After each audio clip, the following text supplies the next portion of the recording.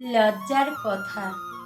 লজ্জাবতী গাছের আজও, কিন্তু লজ্জা কি ঠিকই আছে?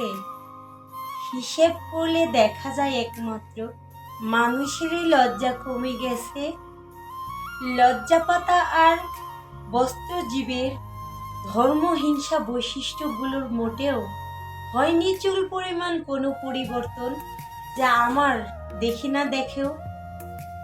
আমাদের কথা ছিল গুণের সন্ধান করে নিজেদেরকে মানুষ করা, তা থেকে সরে গিয়ে জগৎ জুড়ে আমরা হচ্ছি গুণহারা।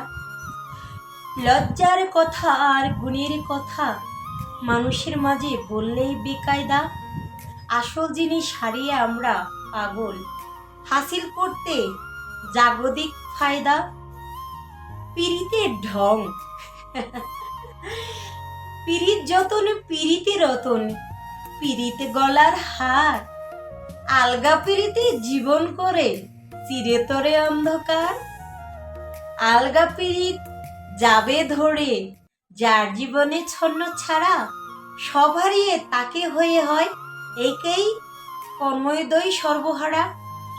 আলগা পীড়িত আর আসল পীড়িত বুঝতে না পেরে অকালে কত নিষ্পাপ ভাই বোন গেছে জগৎ ছেড়ে।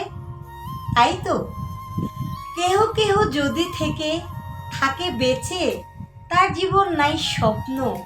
আপন পর বলতে কেউ থাকে না, ফলে অদৃশ্য ধ্যানেই থাকে সাদা স্বপ্ন।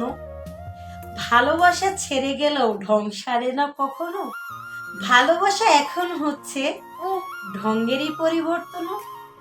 ভালোবেসে ঢং দেখলে ছিছি মরি হাই, ভালোবাসা কে করতে বলেন এ দুনিয়ায় চায়। ধন্যবাদ সবাইকে।